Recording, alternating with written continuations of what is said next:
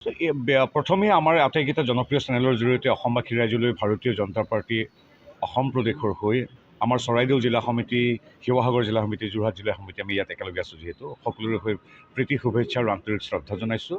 আৰু আমি এইদৰে প্ৰতি বছৰেতো নতুন কথা নহয়, নিৰ্বাচন বুলি নহয়, প্ৰতি বছৰে আমি যিহেতু সনাতন পুৰাতন সংস্কৃতি মানুহ, আমাৰ সিংহভাগে মহাপুৰুষীয়া সংস্কৃতি মানে, গতিকে আমি আজিৰ এই বহাগৰ বিহুৰ দিনাখন আমি এতিয়া ভকত বৈষ্ণৱৰ সেৱা ধৰিছোঁ আৰু আমি নেদেখা প্ৰভু ভগৱন্তৰ শ্ৰীচৰণত ইয়াৰ পৰাই প্ৰণিপাত জনাইছোঁ যাতে সকলোৰে মংগল হয়, দেশৰ মংগল হয়, অসমবাসী ৰাইজৰ মংগল হয়। আৰু লগতে যিহেতু আমি বিজেপি নামৰ এটা পৰিয়ালৰ এগৰাকী সদস্য, গতিকে এই পৰিয়ালটোৰো প্ৰত্যেকগৰাকী ব্যক্তিৰ যাতে ভাল হয় আৰু সন্মুখত এটা প্ৰতিযোগিতাও আহি আছে, সেই প্ৰতিযোগিতাটোত যাতে আমি খুব পূৰ্বতকৈ বেছি সফলতাৰে বিজয় ধ্বজা উৰুৱাব পাৰোঁ, সেইবিলাকৰ আমাৰ প্ৰাৰ্থনা।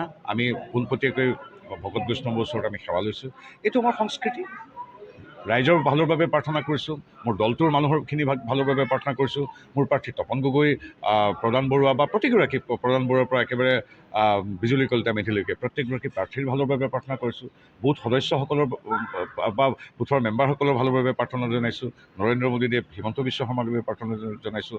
সামগ্ৰিকভাৱে এই দেশৰ, এই ৰাজ্যৰ প্ৰতিগৰাকী নাগৰিকৰ মংগলাৰ্থে আমি ইয়াত প্ৰভু শ্ৰীচৰণত প্ৰাৰ্থনা জনাইছোঁ। আৰু কেৱল ইয়াতে নহয়, আমি এই সোণাৰীৰ আজি 408টা নামঘৰত আমি এইদৰে সকলো কাৰ্যকৰ্তাই ভাগে ভাগে গৈ এইদৰে ভকত বৈষ্ণৱৰ ওচৰত সেৱা লৈছে। কেৱল ইয়াতে নহয়, সমগ্ৰ অসমত আজিৰ তাৰিখত আমাৰ কাৰ্যকৰ্তাসকলে গৈ নামঘৰ, মন্দিৰ এইবিলাকত গৈ আজি বিহুৰ দিনাখন আৰু কাইলৈ সেৱা ল'ব। এইটো আমাৰ পৰম্পৰা। প্ৰতিদ্বন্দ্বীসকলক বিশেষকৈ কিবা ক'ব বিচাৰিবনি আজি বিহুৰ দিনা? মই যেতিয়া ক'লোৱেই যে সমগ্ৰ ৰাজ্যবাসীৰ কুশলাৰ্থে আমি প্ৰাৰ্থনা কৰিছোঁ, এই প্ৰাৰ্থনা কৰিছোঁ, অন্তৰৰ পৰা প্ৰাৰ্থনা কৰিছোঁ। তেওঁলোকোতো আমাৰ প্ৰতিদ্বন্দ্বী ৰাজনৈতিকভাৱে, তেওঁলোকোতো আমাৰ অসম মাতৃৰ সন্তান, ভাৰতীয় মাতৃৰ সন্তান, তেওঁলোকো কাৰোবাৰ মাক দেউতাক, ককায়েক ভায়েক ভনীয়েক বা কাৰোবাৰ পতি দেৱতা। গতিকে তেওঁলোকৰো যাতে সম্পূৰ্ণ সুস্থ সবল সুন্দৰ জীৱন এটা হয় তাৰ বাবেও প্ৰাৰ্থনা জনাইছোঁ। আমি যিহেতু সমগ্ৰ ৰাজ্যবাসীৰ বাবে প্ৰাৰ্থনা জনাইছোঁ, গতিকে তাত আপোনালোকে কোৱা প্ৰতিগৰাকী আছে। আজিৰ দিনটোত বা ভৱিষ্যতেও আমি এনেকুৱা অসূয়া অপ্ৰীতি, তেওঁলোকক বাকী পিঢ়িৰ যিটো অসূয়া অপ্ৰীতিৰ দুষ্কৃতি, সেইটোত আমি বিশ্বাস নকৰোঁ। আমি চাওক, আমাৰ সেইটোৱে ভাৰতীয় জনতা পাৰ্টীৰ সংস্কৃতি, অসমীয়া সংস্কৃতি, ভাৰতীয় সংস্কৃতি, যে আমি যেতিয়াই ঈশ্বৰৰ ওচৰত প্ৰাৰ্থনা কৰোঁ, আমাৰ যিটো সৰ্বে মংগলম সৰ্বমংগলম, আমি সকলোৰে কুশলাৰ্থে প্ৰাৰ্থনা কৰিছোঁ। ইয়াত বেলেগ কোনোবা বিৰোধী বা বেলেগ নহয়, তেওঁলোকৰো ভাল হওক। আৰু তেওঁলোকৰ ভাল হোৱাটোক আৰু এইটো তেওঁলোকৰ পৰাজয়টো তেওঁলোকৰ ভাল হোৱাটোৱে বুজায় আচলতে। আৰু দেশৰ মংগলৰ বাবে তেওঁলোকৰ পৰাজয় হোৱাটো বিচাৰোঁ। গতিকে নিৰ্বাচনৰ বতৰ, এটা নিৰ্বাচনী প্ৰশ্ন সুধিব বিচাৰিছোঁ। যোৱাকালি ৰামপ্ৰসাদ শৰ্মা, প্ৰাক্তন বিজেপিৰ সাংসদ, এতিয়া কংগ্ৰেছ নেতা আহিছিলে, তেওঁ সোণাৰীত বিভিন্ন জেগাত ঘূৰিছে। তেখেতে এটা কথা কৈছে যে এইবাৰ RSSৰ মানুহ, পুৰণি বিজেপি কৰ্মীয়ে গৌৰৱ গগৈক ভোট দিব, এনেধৰণৰ কিছু মন্তব্য আগবঢ়াইছে। এই সন্দৰ্ভত কিবা ক'ব নেকি? RP শৰ্মা এতিয়াও আছে নেকি হেৰিয়াত? মানে মই নাজানো। তেখেতৰ মোৰ জ্যেষ্ঠ ভাতৃ আছিল বিজেপিত।